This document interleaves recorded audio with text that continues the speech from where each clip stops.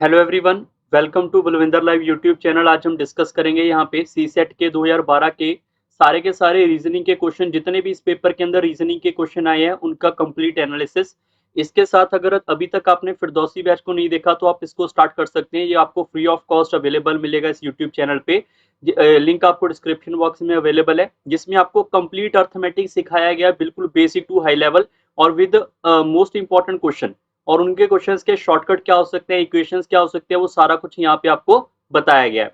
इसके अलावा आपके लिए सी सेट की प्रीवियस ईयर क्वेश्चंस की यहाँ पे प्लेलिस्ट अवेलेबल है, जो कि 2022 से लेकर 2011-12 तक जितने भी पेपर हुए हैं सारे के सारे सी सेट के मैथ रीजनिंग के यहाँ पे आपको अवेलेबल है। लिंक आपको डिस्क्रिप्शन बॉक्स में इसका भी मिल जाएगा, ठीक है।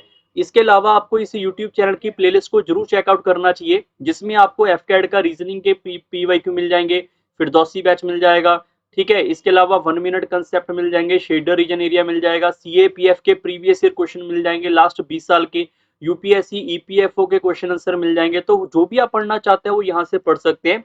इसके अलावा आपको टॉपिक भी मिल जाएंगे, लाइक नंबर सिस्टम पढ़ना है, किसी ने सीडीएस के क्वेश्चन करने हैं, अलजेब्रा सीखना है, ट्रिग्नोमेट्री सीखनी है, वो भी यहाँ पे अवेलेबल है।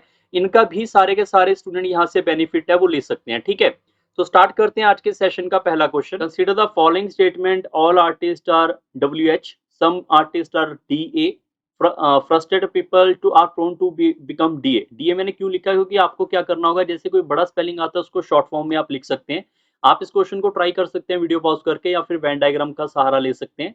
सम आर्टिस्ट है तो आर्टिस्ट को हम ए लिखेंगे, सम आर्टिस्ट मतलब सम ए, ऑल ए, सॉरी सम ए नहीं, ऑल ए। सारे का सारा जो ए का डाटा है वो किस में जाएगा, डब्ल्यू एच में जाएगा, तो डब्ल्यू एच के अंदर आएगा यहाँ पे ऐसे करता हुआ, ठीक है। उसके आगे लिखा है some artist are drug addicted, तो सम आर्टिस्ट जो है वो मेरे पास यहाँ पे डीए के अंदर आएंगे, ड्रग ड्रग के अंदर। Some frustrated people are prone to become drug addicted, तो जो हमारे पास यहाँ पे फ्रस्ट्रेटेड पीपल होंगे वो यहाँ पे prone to become drug addicted, तो फ्रस्ट्रेटेड पीपल हम यहाँ पे लिख लेते हैं, वो यहाँ पे ड्रग अडिक्टेड में आ सकते हैं, ठीक है। सबसे पहले लिखा हुआ है, 3 स्टेटमेंट है। आर्टिस्ट जो है वो फ्रस्ट्रेटेड है, आर्टिस्ट और फ्रस्ट्रेटेड का कोई लेना देना नहीं है, तो ये इग्नोर कर दो। सम डीए आर डब्ल्यू एच, तो डीए और डब्ल्यू एच बिल्कुल ये वाला पार्ट आपका डब्ल्यू एच के अंदर जा रहा है, तो ऑप्शन नंबर बी आपका टोटली ट्रू हो रहा है। आप सभी बच्चे यहाँ से चेक कर सकते हैं, डीए का जो कुछ पार्ट है वो ए के अंदर जाएगा, तो ए सारा डब्ल्यू एच के अंदर है, तो ये तो डेफिनेटली होगा, तो option number B is right. Question number second के ऊपर चलते हैं। एग्जामिन द फॉलोइंग स्टेटमेंट, यहाँ पर ये डाटा गिवन है, वीडियो पॉज करके आप इस क्वेश्चन को ट्राई करना चाहते हैं कर सकते हैं। सबसे पहले लिखा हुआ है इधर ए और बी आर इक्वल, या तो क्या होगा ए इक्वल टू बी हो जाएगा, या फिर ए इज ओल्डर देन बी हो जाएगा, ए इज ओल्डर देन बी हो जाएगा। यहाँ फिर हमारे पास सी और डी क्या हो जाएगा, सी और डी ऑफ सेम एज, या फिर D is older than C, और लिखा हुआ है बी इज ओल्डर देन सी। अब यहाँ पे दो स्टेटमेंट बनाएंगे। अब ये तो क्लियर है कि बी इज ओल्डर देन सी, ये तो कन्फर्म है, तो सबसे पहले यहाँ पे ये तो कन्फर्म ही लिख लेते हैं दोनों कंडीशन में। तो आपकी पहली स्टेटमेंट और थर्ड स्टेटमेंट तो मैंने लिख दी यहाँ पे। पंगा है यहाँ पे सेकंड स्टेटमेंट का, तो यहाँ पे लिखा है सी इज इक्वल टू डी, या तो सी इक्वल टू डी हो जाएगा मेरे पास, या फिर क्या हो जाएगा मेरे पास यहाँ पे सी इक्वल टू डी होने के अलावा D is older than C, मतलब ये होगा कि D is older than C, C is lesser than D. तो आप इसको ऐसे भी तो लिख सकते हैं, A is greater, A is equal to B which is greater than C, और सी और डी का रिलेशन ये भी तो आ सकता है, सी इज लेसर देन डी। यही डाटा आप यहाँ पे भी लगा सकते हैं कि सी या तो इसके बराबर होगा, सी हमारे पास यहाँ पे डी के बराबर होगा, या फिर ए जो है बी के ग्रेटर होगा, इससे ग्रेटर होगा, और ये इससे छोटा होगा। तो आपके पास टोटल 4 स्टेटमेंट बन के आएंगी। अब A is older than A is older than B, तो ए तो बी तो इक्वल हो गया इसमें, तो ये ओल्डर वाला एलिमिनेट हो गया। B D are same as, B और डी सेम एज तो इसमें नहीं है, बी इज ग्रेटर देन है, तो ये भी इग्नोर कर दो। तो लास्ट वाला ऑप्शन देखोगे D, D is the right answer. आप यहां से चेक कर लोगे तो ए इज ग्रेटर देन सी है, यहां से चेक कर लो ए इज ग्रेटर देन सी है, यहां से चेक कर लो, या फिर यहां से चेक कर लो, ए आपको ग्रेटर देन सी ही मिलेगा। क्वेश्चन नंबर थर्ड के ऊपर चलते हैं। During the last summer vacation, Ankit went to a summer camp where he took part in hiking, swimming, boating. This summer he is looking forward to music camp where he hope to sing, dance, learn to play guitar. On the above information कौन सा data इसमें से सही होगा, ठीक है। सबसे पहला है अंकित के parent want to him to play guitar, ऐसा तो इसमें कुछ नहीं लिखा, पेरेंट के बारे में इग्नोर करो। दूसरा ऑप्शन है अंकित प्रेफर म्यूजिक, म्यूजिक नहीं है यार, वो हाइकिंग भी जा रहा है, तो इसका मतलब ये भी गलत है। Ankit like sing and dance, Ankit sing and dance के अलावा गिटार भी सीखना चाह रहा है, हाइकिंग भी कर रहा है, बोटिंग स्विमिंग भी कर रहा है, तो ये भी इग्नोर करो। तो ऑप्शन नंबर थर्ड सही है, Ankit goes to some type of camp for every summer, that is the right answer, option number third. Question number 4 के ऊपर चलते हैं। एग्जामिन द फॉलोइंग स्टेटमेंट, फिर से आपके पास यहाँ पे 3 स्टेटमेंट गिवन है, उसके ऊपर कंक्लूजन पूछा गया, तो एक बार आप वीडियो पॉज करके इस क्वेश्चन को ट्राई करना चाहते हैं कर सकते हैं। सबसे पहले लिखा हुआ है हमारे पास only those who have a pair of a binoculars can become the member of the bird watcher club, some member of the bird watcher club. देखो काफी बड़े बड़े स्पेलिंग होंगे, तो आप इसको बी सी ऐसे करके भी सिंपल वर्ड्स में लिख सकते हैं, बी डब्ल्यू बी एन ऐसे करके भी शॉर्ट फॉर्म में आप लिख सकते हैं, ठीक है। तो एक बार आप ट्राई कर सकते हैं, मैं सीधा इसका वेन डायग्राम बना रहा हूँ अभी। तो सबसे पहले लिखा हुआ है only those who have a pair of A B N can become a member of the bird watcher club. तो इसके लिए आपको ये समझना होगा, यहाँ पे लिखा हुआ है only A can become B, तो इसका वेन डायग्राम क्या होगा, इसका वेन डायग्राम होगा ऑल बी आर ए। तो इसका वेन डायग्राम होता है ऑल बी आर ए, ये आपको याद रखना होगा, ठीक है। बाकी अगर आपको सीखना है तो आप YouTube पे सर्च कर सकते हैं सिलोगिज्म बाय बलविंदर लाइव, तो एफकैड की क्लासेस में मैंने आपको ये बेसिक पार्ट है वो करवाया हुआ है, ठीक है। अब यहाँ पे जो बर्ड वॉचर क्लब है, तो इसको मैं लिख लेता हूँ यहाँ पर बर्ड वॉचर क्लब। ये सारे का सारा बर्ड वॉचर क्लब जो होगा ये मेरे पास किस में आएगा, यहाँ पर बी एन सी के अंदर आएगा, तो मैं इसको शॉर्ट फॉर्म में लिख रहा हूँ बी एन सी के अंदर, क्लियर। सो आगे लिखा हुआ है some member of B W, जो हमारे पास है वे कैमरा के अंदर आएंगे, तो सम पार्टिकल है तो इसका सम डाटा ऐसे लिख लेते हैं, ये हमारे पास किस में आएगा, कैमरा के अंदर आएगा। Those member who have camera can take part in the photo session, जिनके पास कैमरा है वो फोटो सेशन में आ सकते हैं, मतलब सारे के जितने कैमरे वाले हैं वो फोटो सेशन में आएंगे। तो हम ऐसे इसकी डायग्राम बना सकते हैं या नहीं बताओ। अब लिखा क्या हुआ है उसने conclusion, all those who have a pair of A BN are the member of a bird watcher. सारे के सारे जो हमारे पास यहाँ पर बीएन वाले हैं क्या वो बर्ड वॉचर होंगे, बिल्कुल भी नहीं, क्योंकि ये वाला पार्ट कहाँ पे है, ये वाला पार्ट पीडब्ल्यू में आएगा नहीं आएगा पता नहीं है, इसका मतलब पहले वाला स्किप। दूसरे वाला all member of the bird watcher club have the pair of A BN, जितने भी हमारे पास यहाँ पर बर्ड वॉचर वाले हैं क्या सबके पास बीएन क्लब होगा, बिल्कुल। ये वाला आपके पास बर्ड वॉचर है और बीएन के अंदर आ रहा है, ये आपके पास बिल्कुल सही ऑप्शन है, ऑप्शन नंबर सेकंड। अब जिनको ये वेन डायग्राम नहीं आता है वो वेन डायग्राम जरूर सीख ले, तभी आपको ये कहानियां समझ आएंगी। Option number B is correct. Correct. Question number 5 के ऊपर चलते हैं।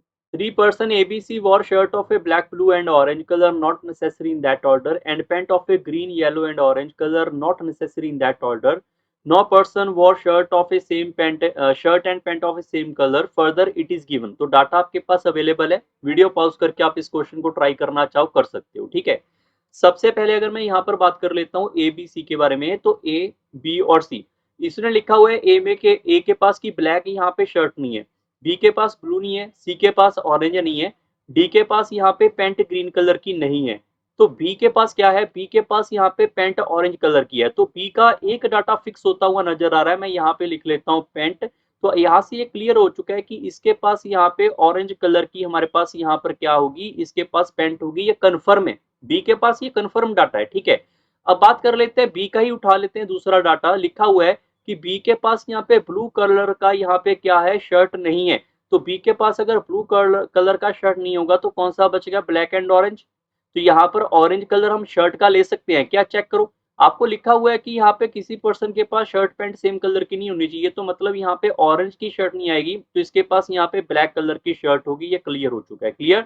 नेक्स्ट पॉइंट के ऊपर चेक करोगे तो नेक्स्ट आपके पास है सी का, चेक कर लो, सी के पास ऑरेंज कलर की शर्ट नहीं है। देखो यहाँ पे ब्लैक वाला तो फिक्स हो गया, जो हमारे पास सी है, सी के पास ऑरेंज नहीं है, तो सी के पास यहाँ पे ब्लू कलर की यहाँ पे क्या हो जाएगी, शर्ट हो जाएगी फिर, और बचा हुआ ऑरेंज है, तो ऑरेंज हमारे पास यहाँ पर ए के पास आएगा, ये डाटा क्लियर है। नेक्स्ट पॉइंट के ऊपर चलते हैं, तो यहाँ पे आपके पास लिखा हुआ है कि जो हमारे पास ये green, yellow and orange colour data available है, और ये भी लिखा है ए के पास हमारे पास यहाँ पर ग्रीन कलर नहीं है, तो ए के पास ग्रीन कलर की पेंट नहीं है, तो कौन सी बच गई मेरे पास यहाँ पे, ऑरेंज। ऑरेंज तो यहाँ पे फिक्स हो चुका है, तो कौन सा बच गया मेरे पास, ए के पास येलो बच गया, तो येलो डाटा यहाँ पे आएगा। और सी का डाटा बचा हुआ कौन सा है, ग्रीन, तो ग्रीन डाटा यहाँ पे आएगा। तो उसने क्या पूछा है, सी के पास यहाँ पे पेंट और शर्ट बतानी है, ना कि शर्ट और पेंट। ये भी बच्चे गलती कर देते हैं, पहले पेंट आनी है फिर शर्ट, तो सी की पहले पेंट आएगी ग्रीन, फिर आएगी शर्ट ब्लू, तो ग्रीन एंड ब्लू आंसर होना चाहिए। ऑप्शन नंबर बी इस क्वेश्चन का सही है। क्वेश्चन नंबर 6 के ऊपर चलते हैं। Read the passage given below and the two statement that follow. यहाँ पर आपके पास दो क्वेश्चन है स्पेसेस के ऊपर। 4 men were waiting at Delhi airport for Mumbai flight. 2 are doctor, 2 other are businessmen. 2 speak Gujarati, 2 are Tamil. No two of the same profession speak the same language. 2 are Muslim and 2 are Christian. No more of the 2 same religion are of the same profession, nor do they speak the same language. The Tamil speaking doctor is a Christian. यहाँ पर कुछ data आपके पास available है, ठीक है। सबसे पहले यहाँ पर ए, बी और सी और डी के बारे में हम लिख लेते हैं। ये 4 पर्सन हमारे पास मान लेते हैं कि यही हमारे पास चारों के चारों पर्सन अवेलेबल थे, ठीक है। उसके बाद मैं यहाँ पे लिख लेता हूँ कि इनके पास कोई ना कोई लैंग्वेज है, मुझे नहीं पता कौन सी लैंग्वेज है, इनके पास कुछ ना कुछ लैंग्वेज है। कोई ना कोई इनका धर्म होगा, रिलीजन बेस होगा, और कोई ना कोई इनका यहाँ पे बिजनेस है, बिजनेस को लिख लेते हैं यहाँ पे वर्क। यही डाटा आपके पास अवेलेबल है ना, 3 यहाँ पे, और चारों के चारों आपके पास मेन है, ये डाटा अवेलेबल है। अब सबसे पहली बात तो ये देखनी होगी कि अगर उसने लिखा हुआ है हमारे पास यहाँ पर कि जो क्रिश्चियन है, बिजनेसमैन है, स्पीक गुजराती, इनमें से बताना है कौन सा सही है कौन सा गलत है। बट सबसे पहले आप ये देखो कि लैंग्वेज कौन कौन सी अवेलेबल थी आपके पास। लैंग्वेज की बात करें तो 2 तमिल वाले हैं, तो मैं इनको तमिल वालों को फिक्स कर लेता हूँ। आप कोई ना कोई स्टूडेंट यहाँ पे रिलीजन को फिक्स कर लो या वर्क को यहाँ पे फिक्स कर सकते हैं, कोई दिक्कत वाली बात नहीं है। 2 यहाँ पे तमिल वाले थे और 2 हमारे पास गुजराती हैं, तो यहाँ पे गुजराती को भी फिक्स कर लेते हैं, ठीक है। 2-2 हो गए हमारे पास, चारों का पोर्शन क्लियर। तो लैंग्वेज का फंडा क्लियर हो गया। उसके आगे लिखा हुआ है कि जो तमिल वाला है वो एक डॉक्टर है। तमिल वाला एक उसमें से क्या है, डॉक्टर है, और वो कौन है, क्रिश्चियन है, ये लिखा हुआ है। यहाँ पर ये लिखा हुआ है, तो ये डाटा हमने यहाँ पे फिक्स कर दिया, ये भी डाटा क्लियर हो गया।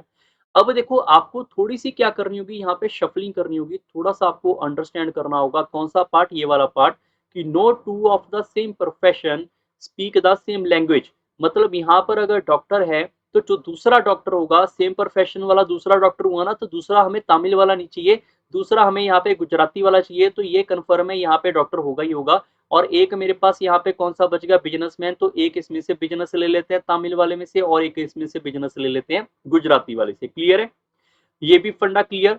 To are Muslim and two are Christian, no two of the same religion of the same profession. तो यहाँ पे ये भी लिखा हुआ है कि दो प्रोफेशन जिनका यहाँ पे प्रोफेशन सेम है, उनका धर्म भी सेम नहीं होना चाहिए। मतलब अगर यहाँ पर ये हमने क्रिश्चियनिटी ले लिया है डॉक्टर वाले को, तो दूसरा डॉक्टर मेरे पास क्रिश्चियन नहीं होगा, दूसरा डॉक्टर मेरे पास यहाँ पे मुस्लिम होगा। ये कंफर्म यहाँ पे डाटा इन्होंने दे रखा है। क्लियर है। अब यहाँ पे ये वाला जो पोर्शन है, सारे बच्चे ध्यान रखो। अब यहाँ पर हमारे पास, यहाँ पर मैं मुस्लिम भी लिख सकता हूँ, यहाँ पे मैं क्रिश्चियन भी लिख सकता हूँ, ऐसा नहीं कि नहीं कर सकते। आप ऊपर क्रिश्चियन और नीचे मुस्लिम भी लिख सकते हो, बट आपको अंडरस्टैंड करना पड़ेगा फिर से, क्योंकि यहाँ पर आपको फिर से उसी पोर्शन के ऊपर जाना पड़ेगा, लैंग्वेज वाले के ऊपर। Not they do speak the same language, तो उनकी सेम लैंग्वेज भी नहीं होनी चाहिए। तो सेम लैंग्वेज नहीं करनी, बिजनेस अलग करने हैं, तो दूसरे वाले को अगर मैं यहाँ पर ले आता हूँ, यहाँ पे मान लेता हूँ कि मेरे पास यहाँ पे दूसरे वाला भी मुस्लिम ले लेते हैं। इसका देखो यहाँ पे अगर गुजराती है तो ये भी गुजराती हो जाएगा, मुस्लिम, तो ये गड़बड़ कर रहा है। समझ आई बात। तो मुझे यहाँ पे मुस्लिम को यहाँ पे रखना पड़ेगा, ताकि हमें मुस्लिम जो है वो एक तमिल वाला मिल जाए, मुस्लिम एक गुजराती वाला मिल जाए, डॉक्टर और बिजनेस वाले भी अलग अलग हो जाए। तो जो क्रिश्चियनिटी वाला बचा हुआ है उसको हम यहाँ पे लिख लेंगे, क्रिश्चियन वाला एक तमिल वाला है, क्रिश्चियन वाला एक गुजराती वाला है, और बिजनेस डॉक्टर अलग अलग। क्लियर। तो ये डाटा आपको रीअरेंज करना आना चाहिए। पहला स्टेटमेंट है, द क्रिश्चियन, जो क्रिश्चियन है, बिजनेस मैन है, स्पीक गुजराती, चेक कर लो, क्रिश्चियन है, बिजनेसमैन है, और स्पीक गुजराती, तो ये वाला डाटा सही है। दूसरे वाला गुजराती स्पीक डॉक्टर मुस्लिम, गुजराती मुस्लिम और डॉक्टर, ये वाला डाटा सही है, तो दोनों सही है। तो ऑप्शन नंबर सी इस क्वेश्चन का सही होगा। क्वेश्चन नंबर 7 के ऊपर चलते हैं। 7 नंबर क्वेश्चन, रीता जो है वो प्रेटियर देन सीता है, लिख लेते हैं हम यहाँ पे। जो गीता है वो यहाँ पे प्रेटियर देन सीता होगी, सॉरी उल्टा लिख लिया हमने, जो गीता है वो प्रेटियर देन सीता होगी, and not as much as Rita, तो रीता से यहाँ पे गीता छोटी होगी। क्लियर। पहला ऑप्शन है, Sita is not pretty as Gita, तो सीता यहाँ पे इससे कम प्रेटी है, बिल्कुल हमने नीचे लिखा हुआ है, तो ये पहले ऑप्शन यहाँ पे ट्रू है, बाकी सारे गलत हो जाएंगे। क्वेश्चन नंबर 8 के ऊपर चलते हैं। गिवन दैट, यहाँ पर डाटा अवेलेबल है, ब्लड रिलेशन से रिलेटेड है, तो जहाँ पे हम यहाँ पे सर्कल डिनोट करें, ये बॉक्स डिनोट करेंगे, उसका मतलब हो जाएगा मेल, सर्कल के लिए फीमेल, डबल के लिए हस्बैंड वाइफ, सिंगल के लिए ब्रदर सिस्टर, वर्टिकल लाइन के लिए gap generation, like brother, like किसी का डॉटर, किसी का सन, या किसी के पेरेंट्स। क्लियर। तो ये डाटा आपको आना चाहिए। जैसे लिखा हुआ है हमारे पास, A is a brother of B, तो ए हमारे पास मेल होगा, डब्बा, और ब्रदर सिस्टर के लिए सिंगल लाइन, और बी का। क्लियर। अब यहाँ पे बी का डाटा यहाँ पे है, तो सीधा हम यहीं पे आ जाएंगे, बाकी को छोड़ देंगे। E is a daughter of A B, तो बी की हमारे पास डॉटर कौन है यहाँ पे, ई, तो हम ऐसे लिखेंगे, E is a daughter, gap generation आ जाएगा। ठीक है। आगे लिखा हुआ है, D is a brother of a E, तो ई का ब्रदर हमारे पास यहाँ पे डी हो जाएगा। आगे लिखा हुआ है, सी इज ए फादर ऑफ ए, तो सी जो है वो यहाँ पे फादर हो जाएगा ए का, ये भी हमारे पास डाटा क्लियर है। Who is the uncle of A D, तो यहाँ पे आपको चेक करना होगा अंकल कौन है डी का। देखो अगर यहाँ पे सी, ई और डी आपस में ब्रदर सिस्टर हैं, तो इसका पेरेंट्स भी तो बी होगा ना, डी का पेरेंट्स भी तो बी होगा, और बी का आगे जो भाई होता है वही अंकल होता है। जो आपके पेरेंट्स का आगे भाई होगा वही अंकल होगा, तो मतलब ए अंकल है, तो option number A is right. Question number 9 के ऊपर चलते हैं। एग्जामिन द फॉलोइंग स्टेटमेंट, यहाँ पर आपके पास डाटा गिवन है, Rama scored more than Rani, तो यहाँ पे लिख लेते हैं इसको डाटा को साथ के साथ। अगर आप ट्राई करना चाहते हैं वीडियो पॉज करके जो भी क्वेश्चन ट्राई करना है आप कर सकते हैं, ठीक है। सबसे पहले यहाँ पे लिख लेते हैं Rama, Rama scored more than Rani, तो रानी से ऊपर इसके स्कोर आएंगे। Rani score less than Ratna, तो रत्ना हमारे पास यहाँ पर हो सकता है, इससे ऊपर हो सकता है, या फिर ऐसा भी हो सकता है रामा यहाँ पे और रानी मेरे पास यहाँ पे, और रत्ना इसके यहाँ पे भी तो हो सकता है रानी से ऊपर। आगे लिखा हुआ है Ratna score more than Rama, Rama से स्कोर मोर है तो ये वाला डाटा खत्म हो गया, रत्ना मेरे पास यहीं पे आएगा। Padma score more than Rama but less than Ratna, जो हमारे पास पद्मा है वो यहाँ पे रामा से ज्यादा है और रत्ना से छोटा है, मतलब पद्मा इसके कहीं ना कहीं बीच में आएगा। क्लियर। कौन सा यहाँ पे रिचेस्ट हो गया, हाईएस्ट हो गया यहाँ पे रत्ना, ऑप्शन नंबर इसका डी बिल्कुल सही है। क्वेश्चन नंबर 10 के ऊपर चलते हैं। Only 6 road ABC PQ are connected to a military camp to the rest of the country, and only one out of a APR is open at any time। यहाँ पे देखो वेन डायग्राम के through बनाना चाहो उसके through कर लो, but आपको ज्यादा जरूरत नहीं पड़ेगी, सीधा ये वो लिखो जो आपके पास अवेलेबल है। जैसे लिखा हुआ है कि एपीआर में से कोई ना कोई ओपन रहता है एक बार, तो अगर या तो यहाँ पे ए ओपन होगा, या तो यहाँ पे पी ओपन होगा, या तो यहाँ पे आर ओपन होगा, ठीक है। B is close, Q is close, अगर बी बंद है तो क्यू बंद है, यहाँ पे बी बंद है क्यू बंद है, इसका नहीं लिखेंगे data. Only A and B is open during the storm, तो अगर हमारे पास यहाँ पे तूफान आएंगे, स्टॉर्म आएंगे, तो सिर्फ ए या बी ओपन होंगे, ए एंड बी ओपन होंगे, तो ए के साथ अगर मैं ए ओपन कर दूंगा तो बात बन जाएगी इसकी, तो क्योंकि पहले भी ओपन था और अब भी ओपन कर रहे हैं। P is close during the flood, अगर फ्लड आ जाएगा तो यहाँ पे पी हमारे पास यहाँ पे बंद हो जाएगा, बट ए का कुछ नहीं पता, तो इसका मतलब यहाँ पर यही होगा कि अगर कुछ भी हो जाए, स्टॉर्म आ जाएंगे तो भी हमारा ए ओपन रहेगा। During the storm at least one road is open, option number B आपका सही है। During the flood only 3 road are open, during the flood भैया पी भी बंद हो गया, तो बाकी इन्फॉर्मेशन कहाँ पे है कुछ भी नहीं पता, ये तो बी और क्यू तो बंद ही थे, तो सिर्फ एक ही ओपन होगा, फ्लड पे भी ए वाला ही ओपन होगा अगर करना पड़े। During the climatics all road are close, ऐसा कोई डाटा नहीं पता। Under normal condition only 3 road are open, normal condition में 3 रोड कौन कौन से होंगे, यहाँ पे ए पी आर होंगे और B and Q. A P R check कर लो, A P R B and Q, तो सी कहाँ पे गया, तो सी का डाटा नहीं यहाँ पे पता चलेगा, इसलिए इस मत का मतलब पहला ऑप्शन भी गलत है, option number B is right. Question number 11 के ऊपर चलते हैं। Examine the following statement, none but student are the member of a club, some member of the club are married person, all married person are invited for a dance। काफी अच्छा question है, video pause करके आप try कर सकते हैं। सबसे पहले लिखा हुआ है none but some student, none but student are member of a club, मतलब स्टूडेंट जो है वो यहाँ पे मेंबर है किसके क्लब के, सारे के सारे स्टूडेंट है किसके क्लब के मेंबर है। आगे लिखा हुआ है some member of the club are married, तो यहाँ पे जो पर्सन है वो तो यही है स्टूडेंट, तो इसमें से कुछ पर्सन कौन है यहाँ पे मैरिड है, कुछ पर्सन कौन है यहाँ पे मैरिड है। आप ऐसे डायग्राम बना सकते हैं या ये भी सोच सकते हैं कि जो हमारे पास स्टूडेंट है यहाँ पे किसके हैं, क्लब के अंदर पार्ट में, और जितने भी स्टूडेंट हैं इसमें से कुछ हमारे पास यहाँ पर कौन से हैं, मैरिड है। क्लियर। आप इस डाटा को भी ऐसे मान सकते हैं। All married person are invited to a dance, जो भी हमारे पास मैरिड पर्सन है ये वाला डांस के अंदर आएगा। तो आप सारे ऑप्शन के थ्रू जाओगे, तो मैं सिर्फ आपको सेकंड ऑप्शन कह रहा हूं अभी, आप चेक करके देखो ऑल मैरिड स्टूडेंट, यही आपके पास मैरिड स्टूडेंट है जो हमारे पास क्लब में है, वो डांस के लिए इन्वाइटेड है, बिल्कुल इन्वाइटेड है, तो यही तो होगा सही उत्तर। आप यहां से अगर नहीं चेक करना चाहते, सिर्फ थर्ड ऑप्शन ही चेक कर लेते, third statement all married person are invited to a dance, जो हमारे पास मैरिड पर्सन है वो कौन है यहाँ पे, सम मेंबर, और मेंबर कौन है यहाँ पे, स्टूडेंट, तो मतलब मैरिड स्टूडेंट ही आपके डांस के लिए इन्वाइट हो रहे हैं, तो भी आपका ऑप्शन बी आएगा। क्वेश्चन नंबर 12 के ऊपर चलते हैं। Four political parties WXYZ decided to set up a joint candidate for the coming parliament election. The formula agreed by them was acceptance of the candidate by most of the parties. Four aspiring candidate ABCD approach the parties for their ticket। काफी अच्छा question है, video pause करके आप try करना चाहो कर सकते हो। ए बी सी और यहाँ पे डी, और यहाँ पे हमारे पास पार्टी कौन सी है, एक्स वाई जेड और एक डब्ल्यू, ये हमारे पास 4 पार्टी हैं। क्लियर। तो सबसे पहले अगर मैं चेक करने के लिए बोलूं कौन कौन सा डाटा अवेलेबल है, उसके थ्रू चले जाते हैं हम, ठीक है। कौन कौन सा डाटा अवेलेबल है यहाँ पे, सबसे पहली लाइन के अंदर डाटा अवेलेबल है कि A accepted to W, A accepted to W but not to Z, Z के थ्रू नहीं जाएगा, ठीक है। अगर जेड के थ्रू नहीं जाएगा तो इसका मतलब ये सिलेक्ट नहीं हुआ है यहाँ पे। क्लियर। बी है, B accept to Y, B accept to Y और नॉट टू एक्स, तो not to X. C accept to W and Y, W और ये रहा हमारे पास यहाँ पे y। क्लियर। डी एक्सेप्ट हुआ W and X. Clear.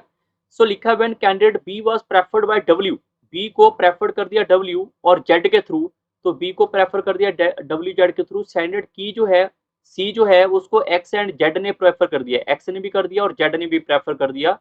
A was accept to X only but not Y, X को एक्सेप्ट कर लिया, वाई को एक्सेप्ट नहीं किया, तो किसको टिकट मिलेगी? टिकट उसी को मिलेगी जिसकी अप्रूवल ज्यादा है, तो अप्रूवल तो सी को चारों मिल गए, डी का बाकी अता पता नहीं है, तो ये हमारे पास कैंसिल हो गए, तो इसका मतलब सी को टिकट मिलेगी। ये इस क्वेश्चन का सही उत्तर है। क्वेश्चन नंबर 13 के ऊपर चलते हैं।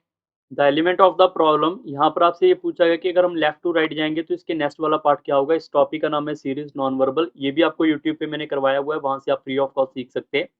सबसे पहले अगर मैं चेक करूंगा तो यहाँ पे आपको ट्रायंगल दिख रही है, ट्रायंगल यहाँ से एक स्टेप नीचे आ चुके हैं, इसको बोलते हैं एंटी क्लॉकवाइज, ठीक है। यहाँ से ये ट्रायंगल जो है यहाँ से आगे जा चुके हैं, इधर को चेक कर लो, ये ट्रायंगल जो है ये ऊपर जा चुकी है, तो मतलब ये एंटी क्लॉकवाइज यहाँ पे मूवमेंट कर रही है और ट्रायंगल इन्वर्ट भी हो रही है, मतलब पहले ऐसी थी ट्रायंगल, बाद में आपको ऐसी दिखेगी, चेक कर सकते हैं आप।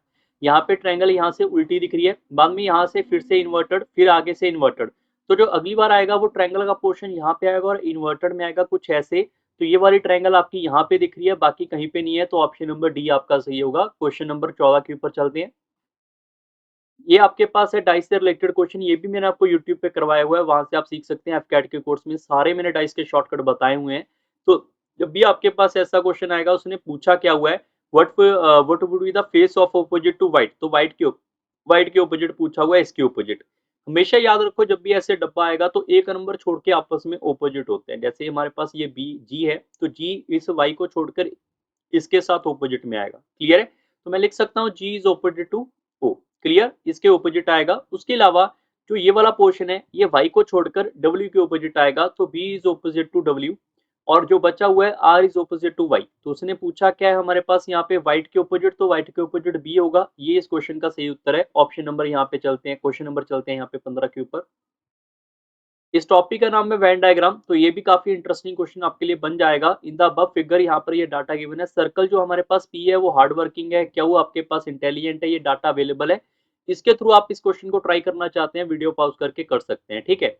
सबसे पहले लिखा हुआ है यहाँ पे not hard working, not hard working, hard working वाले पी है तो हमें नहीं चाहिए, तो नहीं चाहिए तो पी वाले को एलिमिनेट कर दो, पी वाले हमारे सारे के सारे एलिमिनेट हो जाएंगे यहाँ पे सारे के सारे। अब उसने लिखा हुआ है इंटेलिजेंट वाले चाहिए, तो क्यू वाले हमारे पास है इंटेलिजेंट, तो उसके बाहर वाले एलिमिनेट कर दो। इंटेलिजेंट चाहिए तो इंटेलिजेंट के बाहर वालों को एलिमिनेट कर दो, हमें क्यू सर्कल चाहिए। उसके बाद लिखा है ऑनेस्ट, तो ऑनेस्ट वाले हमारे पास है और ट्रूथफुल वाले भी है, ठीक है। तो ऑनेस्ट वाले चेक कर लो हमारे पास कौन है, सर्कल जो हमारे पास आर वाले हैं, आर वाले हमें यहाँ पे चाहिए जो कि ट्रूथ पीपल है, तो आर वाला सर्कल ये है, ये हमें चाहिए, इसके अलावा बाकी नहीं चाहिए, तो बाकी वाले एलिमिनेट कर दो, बचे एक ऑप्शन 6, यही इस क्वेश्चन का सही उत्तर होगा, ऑप्शन नंबर ए। क्वेश्चन नंबर 16 के ऊपर चलते हैं। ये भी आपका डाइस के ऊपर है। डाइस के ऊपर दो शॉर्टकट बनते हैं जब आपके पास क्लोज्ड डाइस आती है, एक होता है वन सिमिलैरिटी जिसको क्लॉकवाइज भी बोल देते हैं रूल, एक होता है टू सिमिलैरिटी रूल। दो रूल है डाइस के, वो आप चेकआउट कर सकते हैं, यूट्यूब पे सर्च कर लेना डाइस बाय बलविंदर लाइव, आपको मिल जाएगी वीडियो। अब इस क्वेश्चन की बात करूं, इसमें आपको वन सिमिलर यहाँ पे रूल मिलेगा। जैसे आप यहाँ से और यहाँ से चेक कर लो, इसको आप भूल भी जाएंगे कोई फर्क नहीं पड़ेगा। कोई बच्चा बोलेगा सर इनको कैसे भूल जाए, आप इनको चेक कर लो, इसको भी भूल सकते हो, आप इनको चेक कर लोगे तो इसको भी भूल सकते हो। दो डाइस चेक करनी है जब आपने वन सिमिलैरिटी रूल को चेक करना होगा। जैसे इसको और इसको चेक करोगे तो आप देखोगे आपको सिमिलर सिर्फ एक ही दिखेगा, इसको इग्नोर कर देते हैं। यहाँ पर आपको के दिखा और यहाँ पे आपको के दिखा, इसको बोलते हैं वन सिमिलर रूल, ठीक है। के के बाद आप इसको क्लॉकवाइज लेकर आओगे, पहले बी आएगा, फिर आगे लेकर जाओगे, फिर आपको यहाँ पर ए आएगा। ऐसे ही इस जो के है इसके बाद आप लेकर आओगे क्लॉकवाइज, पहले एम आएगा, उसके बाद आप आगे लेकर जाओगे तो हमारे पास एच आएगा, तो ये आपस में ऑपोजिट होते हैं। उसने ए के ऑपोजिट पूछा हुआ था तो आंसर क्या होगा, एच, ये इस क्वेश्चन का सही उत्तर है। हालांकि आपको ये भी सोचना चाहिए सर के ऑपोजिट के तो नहीं हो सकता, भाई के तो नहीं, ऑपोजिट के तो नहीं होगा, जो बचा हुआ पार्ट है वो होगा, तो बचा हुआ क्या था, पी, पी यहाँ पे आएगा, क्लियर। क्वेश्चन नंबर 17 के ऊपर चलते हैं। ये आपके पास है फिगर मैट्रिक्स, यहाँ से आपको रिलेशन बताते हैं ऐसे ऐसे, और ये बताना है यहाँ पे कौन सा होगा, ये भी मैंने एफकैट रीजनिंग में आपको करवाया हुआ है। सबसे पहले हम सबसे यहाँ पे चेक करेंगे ये वाला डार्क सर्कल, यहाँ पे डार्क पोर्शन, फिर डार्क पोर्शन इसके ऑपोजिट आ गया यहाँ पे, फिर ऊपर चला गया यहाँ पे, क्लियर। ऐसे ये डार्क पोर्शन यहाँ पे है तो ये पहले यहाँ पे आएगा डार्क पोर्शन, फिर ऊपर चला जाएगा, क्लियर। तो मतलब डार्क पोर्शन यहाँ पे आएगा कॉर्नर नीचे वाले पोर्शन में, तो D is a right answer. Question number यहाँ पे 18 के ऊपर चलते हैं। Examine the information given below given in the following, यहाँ पर ये डाटा गिवन है, इसके ऊपर 3-4 क्वेश्चन आपके हो सकते हैं। आपके एक पजल टाइप क्वेश्चन है, वीडियो पॉज करके आप ट्राई करना चाहो कर सकते हैं। क्लियर। सबसे पहले उसने लिखा हुआ है कि हमारे पास यहाँ पे जो सब्जेक्ट है economy, history, statics, English and mathematics, ये आपके पास टोटल 5 सब्जेक्ट है और मंडे टू फ्राइडे गिवन है। क्लियर। तो मंडे टू फ्राइडे को फिक्स कर लो। मंडे यहाँ पे, फिर ट्यूसडे, फिर वेडनेसडे, ठीक है, फिर आएगा मेरे पास यहाँ पे थर्सडे, फिर आ जाएगा फ्राइडे, यही डाटा आएगा। इनको मैंने ऐसे फिक्स कर लिया। अगर फिक्स कर लिया उसके बाद डाटा फिल कर दो। लिखा क्या हुआ है आपके पास यहाँ पर, only one lecture can be arrange each on the day, economy can not be scheduled on Tuesday. तो यहाँ पे इकोनॉमी यहाँ पे नहीं है, लिख लो। इको को यहाँ पे लिख लो, शॉर्ट फॉर्म में लिखोगे तो आपको ज्यादा इजी लगेगा, नहीं तो पूरा लिखने आपकी मर्जी है, ठीक है। Guest faculty for history is available on Tuesday. तो यहाँ पे एक गेस्ट फैकल्टी है जो कि यहाँ पे हिस्ट्री पढ़ाते हैं ऑन ट्यूसडे, ये डाटा यहाँ पे लिखा हुआ है। Mathematic lecture has to be scheduled immediate after the day of the economy, economy के बाद मैथमेटिक्स आएगा। English lecture has be scheduled immediate before the economy, तो इंग्लिश हमारे पास इसके ऊपर आएगा, इकोनॉमी के बिल्कुल ऊपर। क्लियर। तो ये तीन ही डाटा अवेलेबल है, ठीक है। और तीनों का पोर्शन जो है वो यहाँ पर आएगा, इंग्लिश, यहाँ पे इकोनॉमी और यहाँ पे मैथमेटिक्स। बचा हुआ कौन सा पोर्शन है, स्टैटिक्स, स्टैटिक्स यहाँ पे हो जाएगा।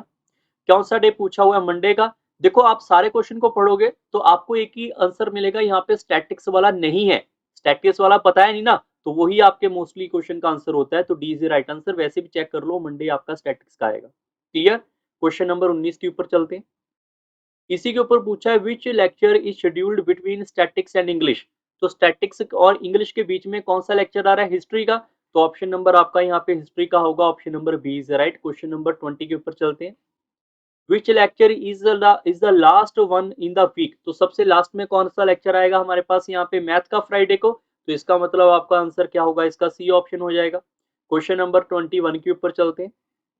विच lecture is scheduled on Wednesday, Wednesday को कौन सा लेक्चर है चेक कर लेते हैं। हमारे पास यहाँ पे इंग्लिश वाला, तो इंग्लिश इस क्वेश्चन का सही उत्तर हो जाएगा हमारे पास सी ऑप्शन। क्वेश्चन नंबर 22 के ऊपर चलते हैं। Which lecture is scheduled before the mathematic lecture. तो मैथ से पहले कौन सा लेक्चर है जरा चेक कर लो, इकोनॉमी का। तो इकोनॉमी वाले को चेक कर लोगे, यहाँ पे आंसर आ जाएगा मेरे पास option number A is a right answer. Clear. Question number 23 के ऊपर चलते हैं। In 5 flat one above the other live 5 professional, the professor has to go up to meet IAS officer. मतलब अगर प्रोफेसर होगा हमारे पास यहाँ पर, ये ऊपर जाएगा, किसको मिलेगा, आईएएस ऑफिसर को मिलेगा जाके, ठीक है। डॉक्टर जो है वो इक्वली फ्रेंडली है to all, has to be go up as frequently go down. मतलब हमारे पास टोटल 5 पर्सन है। अगर 5 पर्सन है तो जो डॉक्टर होगा उसको मिडल में रखेंगे ना, तभी तो वो ऊपर भी दो उसके फ्रेंड होंगे, नीचे भी 2 होंगे, तभी तो वो बराबर आएगा। लिखा हुआ है आगे, इंजीनियरिंग वाला पार्ट जो है वो मीट हिज एमएलए फ्रेंड, जो कि उससे अबव है। यहाँ पे लिखा हुआ है, देखो इंजीनियरिंग वाला पॉइंट है गो अप, गो अप का मतलब है इंजीनियरिंग वाला पॉइंट जो है वो ऊपर को जाएगा, तो जाके उसको एमएलए उसका एक दोस्त मिलेगा, जो कि अबव है किससे, जो कि अबव है हमारे पास यहाँ पे प्रोफेसर फ्रेंड के, प्रोफेसर के फ्रेंड से भी ऊपर होगा। तो आप सारे बच्चे एक बार चेक करके देखो, जो हमारे पास प्रोफेसर है, जो हमारे पास यहाँ पे प्रोफेसर की बात हो रही है, उससे ऊपर उसके फ्रेंड की यहाँ पे कोठी या उसका घर होगा। तो हम ये बना सकते हैं, यहाँ पे सबसे नीचे हम यहाँ पे प्रोफेसर को डिनोट करते हैं। क्यों, आप एक बार इसको अप डाउन भी आप चेंज करके चेक कर सकते हैं। अगर प्रोफेसर यहाँ पे होगा, इसके ऊपर मेरे पास इंजीनियरिंग वाला पॉइंट हो जाएगा, उसके ऊपर डॉक्टर, और फिर मेरे पास आएगा एमएलए, और फिर मेरे पास आएगा आईएएस। अगर आप इसको रीशेड्यूल करोगे तो आप चेक करोगे यही डाटा यहाँ पे फिक्स होगा प्रॉपरली। तो ऑप्शन नंबर इसका आएगा D, D is the right answer. I hope आपको सबको आज का सेशन समझ आया होगा। बड़ी जल्दी हम यहाँ पे नेक्स्ट सेशन के अंदर यहाँ पे मिलेंगे, जहाँ पर 2011 के या फिर 2010 के भी आपको पीवाईक्यू मैथ रीजनिंग के प्रोवाइड करवा दिए जाएंगे। तब तक के लिए आप इस वीडियो को लाइक करो और अपने फ्रेंड सर्कल से शेयर करो।